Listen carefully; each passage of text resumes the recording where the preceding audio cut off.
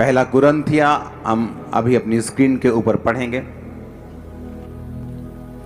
उसका 12 अध्याय, उसकी 12 से लेके 38 आयत तक। क्योंकि जिस प्रकार देह तो एक है और उसके अंग बहुत से हैं, उस एक देह के सब अंग होने पर भी सब मिलकर एक ही देह है, उसी प्रकार मसीह भी है। क्योंकि हम सब ने, क्या यहूदी क्या यूनानी, क्या दास क्या स्वतंत्र, एक ही आत्मा के द्वारा एक देह होने के लिए बपतिस्मा लिया, और हम सब को एक ही आत्मा पिलाया गया।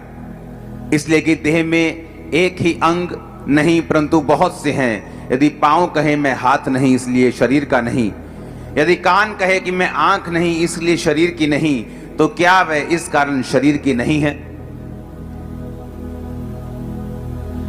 यदि सारा शरीर आंख ही होती तो सुनना कहां होता? यदि सारी देह कान ही होती तो सूंघना कहां होता? परंतु सचमुच परमेश्वर ने अंगों को अपनी इच्छा के अनुसार एक एक करके देह में रखा है। यदि वे सब एक ही अंग होते तो देह कहां होती? परंतु सब अंग जो बहुत से हैं, देह एक ही है। आंख हाथ से नहीं कह सकती मुझे तेरी जरूरत नहीं, ना ही सिर पांव से कह सकता है मुझे तेरी जरूरत नहीं। सब बोलो आमीन। इसको बंद कर दो।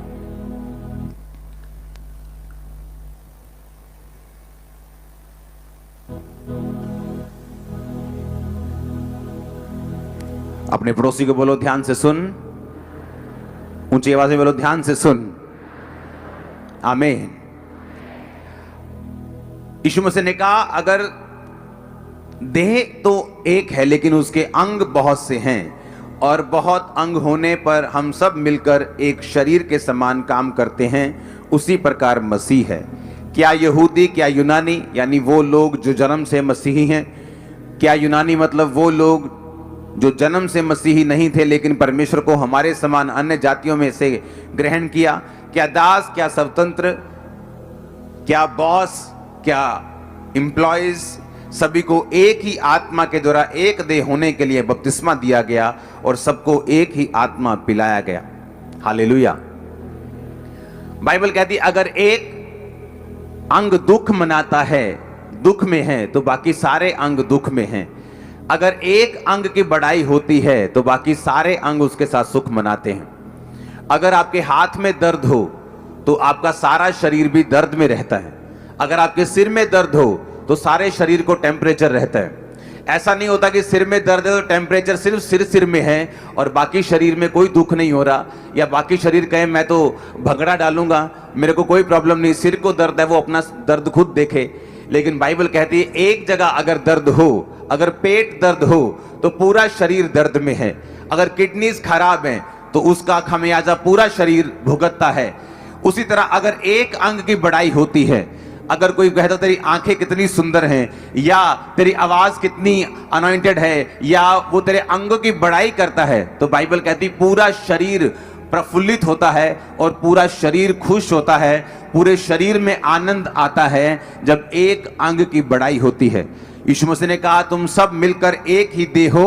अगर कान ये कहे कि काश सारे कान ही होते तो सूंघना कहां होता? सिर पैर से नहीं कह सकता मुझे तेरी जरूरत नहीं। अगर मुंह बोल सकता है तो पांव उसको उस जगह पर लेके आया है जहां उसको बोलना है। अगर पांव लेके आ सकते हैं और कुछ नहीं कर सकते तो वहां पर मुंह को जरूरत है बोलने की, ताकि जो कुछ वो बोले वहां पर काम हो। इसका मतलब ये परमेश्वर ने कहा कि तुम सब मिलकर एक ही देह हो, तुमको एक ही आत्मा पिलाया गया और तुम मसीह के अंग हो। यीशु मसीह हमारा शरीर और हम उसके अलग अलग अंग हैं। बाइबल कहती है अगर एक शरीर की उन्नति होनी हो तो सब अंग मिलके ग्रो करते हैं। अगर शरीर ग्रो कर रहा है एक बच्चे का और उसका एक हाथ एक बाजू अगर ग्रो ना करे तो इमेजिन करो उसका सारा शरीर किस तरह का लगेगा। अगर उसके पांव बढ़ना छोड़ दें और बाकी शरीर बढ़ जाए तो वो एक नॉर्मल फिर देह नहीं रहती। यीशु मसीह ने कहा मैंने कलीसिया में अलग अलग लोगों को ठहराया है। हम आखिरी आयत को पढ़ेंगे, उसमें लिखा परमेश्वर ने कलीसिया में अलग अलग व्यक्ति नियुक्त किए हैं। प्रथम प्रेरित, फिर भविष्यद्वक्ता, फिर शिक्षक, फिर सामर्थ के काम करने वाले, फिर चंगा करने वाले, फिर उपकार करने वाले, प्रबंध करने वाले और नाना प्रकार की भाषा बोलने वाले। बाइबल कहती परमेश्वर ने हमें इस प्रकार से कलीसिया में रखा ताकि हर अंग अपना अपना काम करे और मसीह की देह उन्नति पाए। अगर आपके अच्छा काम ना करने के कारण मसीह की देह की उन्नति में रुकावट आती है तो ये आपकी आशीष का रुकावट बनती है, एक हिंड्रेंस, एक ब्लॉकेज आपकी ब्लेसिंग में लग जाती है। बहुत से लोग पूछते हैं कि मैं ब्लेस क्यों नहीं हूं, मैं आशीषित क्यों नहीं हूं।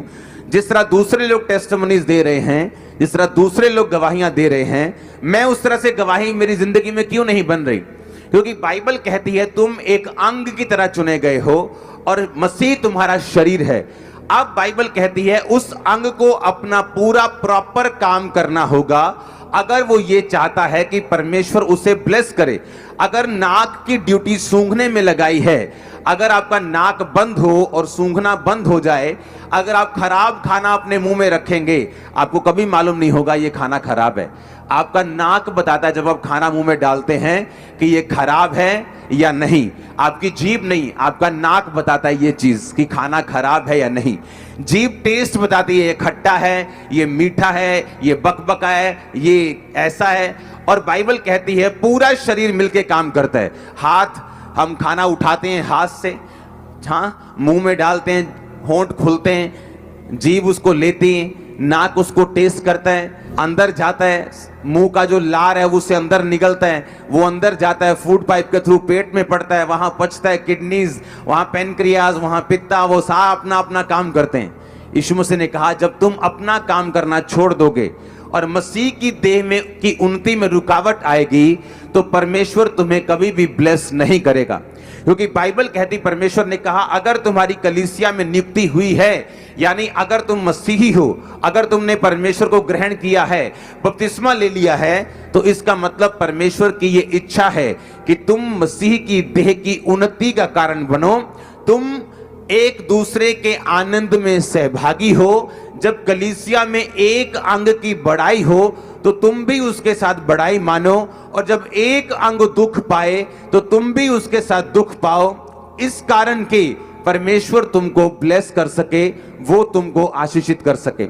अगर नाक सिर्फ अपना ही ध्यान रखे तो देह उन्नति नहीं पा सकती, कान सिर्फ अपना ही ध्यान रखे तो देह उन्नति नहीं पा सकती। बाइबल कहती जिन अंगों को हम जरूरी नहीं समझते, निर्बल समझते हैं, वो बहुत ही आवश्यक है। बाइबल कहती जब प्रभु यीशु मसीह के टाइम पर जब लोग घरों में जाया करते थे अपने अतिथि बन के, मेहमान बन के, तो सबसे पहले उनके हाथों और पांवों को धुआया करते थे। सबसे गंदे पांव होते थे। लोगों के पास मोटर गाड़ियां नहीं होती थी, लोगों के पास फैंसी साधन नहीं होते थे, उनको चल के जाना पड़ता था या खच्चर की सवारी करके जाना पड़ता था, तो उनके पांव हमेशा गंदे रहते थे, पांव पर मिट्टी रहती थी। और जब वो एंटर करते थे घरों में तो उनके पांव को धुलाया जाता था। जिन अंगों को वो निर्बल समझते थे उन अंगों को ही धुलाया जाता था। जो अंग आदर के काबिल नहीं समझे जाते कि गंदे हो गए, क्योंकि पेट गंदा नहीं हुआ, छाती गंदी नहीं हुई, टांगे गंदी नहीं हुई, हाँ कुछ गंदा नहीं हुआ, लेकिन पांव गंदे हो गए। अब अगर पांव गंदे हुए तो सबसे ज्यादा आदर भी परमेश्वर ने कहा कि पांव को मिला जब उनको धुलाया गया। आमीन। अब बाइबल कहती है कि अगर तुम्हारी नियुक्ति परमेश्वर ने एक अंग के रूप में की है तो तुम्हें यह देखना होगा कि मेरा इस कलीसिया में क्या काम है, कौन से अंग के रूप में मेरी नियुक्ति इस कलीसिया में हुई है। क्योंकि बाइबल कहती है कलीसिया में सिर्फ जो चर्च है, जो लोग हैं, वो सिर्फ आशीष लेने के लिए नहीं आते। जब आपकी मसीह में नियुक्ति होती है उसी दिन से आप आशीष के हकदार बन जाते हो, उसी दिन से आप ब्लेसिंग के हकदार बन जाते हो, उसी दिन से आप चुने हुए बन जाते हो।